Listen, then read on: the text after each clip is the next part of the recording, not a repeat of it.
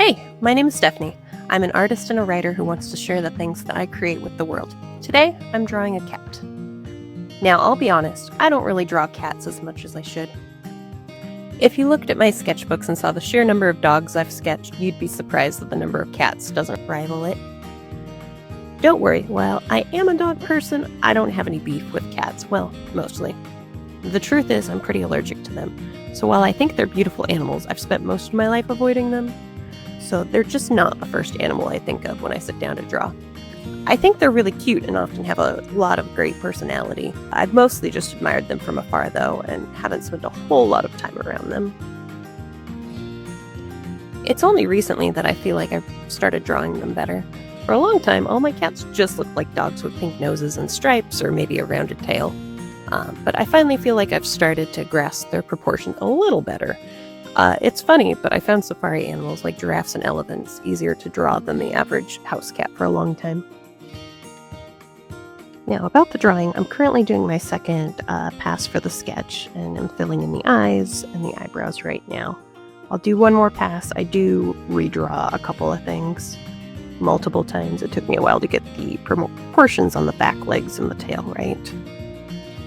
I do really love how his face turned out on this. I think he looks really cute.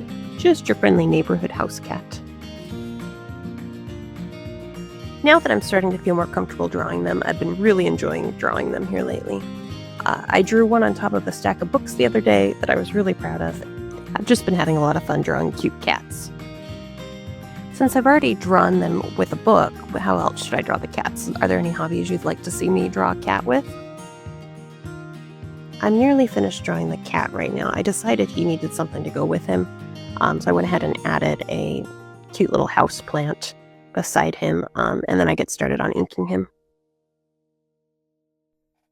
I've said it before, but inking's still one of my favorite parts. There's something so satisfying about filling in his eyes like I'm doing right now, and just watching everything come together with the magic of ink. That said, I kept the inking part here pretty short. I transitioned to a harder, thicker outline and add a few more details to the plant. Please forgive the tail. I changed the tail later. I'm really not happy with how that tail turned out. But now it's time to switch to the overhead camera where I start painting. This is also one of my favorite parts, let's be honest. I just love all of it, but I'm really enjoying using the mixed media paper still and just figuring out how much water it can take and layering the colors super carefully so that they don't bloom on the page. I decide to make the cat gray, so I go in with a very light gray wash here. It's a little hard to see on camera, but I cover most of him except for the white on his chest and around his mouth. And I think I leave the tip of the tail white for now as well. Now it's time to go over all of the gray with a second coat just to kind of make it darker and add a little bit more depth to it.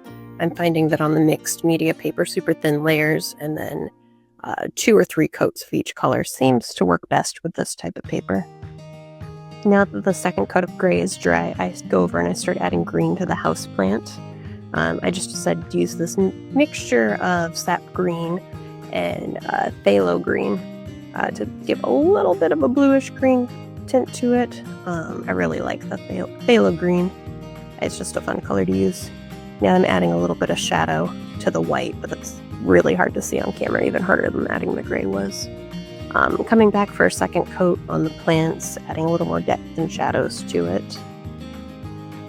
Now I'm just going to add a little bit of pink to the ears and the nose. Had a little too much water on my brush, so I go back over it with a brush that I've just dried to try and pick up some of the excess paint. I'm now going over a shadow layer on the pot for the plant. And now I've broken out my acrylic markers because I just can't stand looking at the tail any longer. It's time to hide it a little bit with some cute pink flowers. It took several coats to try and cover the black pen and the gray paint underneath. These markers are pretty good, but they do take a few coats usually. I'm using the Just Art markers. I really like the brush tip on them and how the colors turn out, but they do take a few coats. Now I'm coming in with a white acrylic marker to try and cover up that tail some more so that I can redo some of it. That'll also take a few coats. Then I come in and I add just a few more touches of a lighter paint to add a little more depth to the flowers. And I'm going over the tail with a gray pen now to try and cover it up even better. I'm taking away all of the weird, scratchy fluffiness. I just didn't do very good at making a fluffy tail on that one, so I'm simplifying it a bit more before breaking out my colored pencils to add some more tone to the rest of the cat, and the black fine liner to line the flowers so that it matches the rest of the image. Finally, I'm going in with that black fine liner again to go over the tail and just give it a more defined shape and give it a bit of a cleaner look than what I had before. I'm so much happier with that one. I really need to work on drawing fluffy tails some more. Yeah, I'm adding a little bit more dimension to the pot with some colored pencils. I think that's the mulberry Prismacolor. I really liked how the purple layered on it. Adding a little bit of a dark green colored pencil to darken the background of the plants and around the stems. And then it's time to break out the gray colored pencils and start adding some shadows beneath the chin and adding some more shadows to the fur.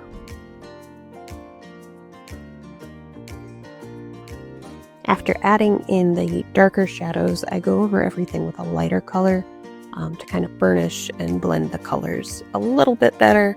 I go in first with a lighter gray on the darker, I believe it's an indigo colored pencil that I used for the shadows on the gray.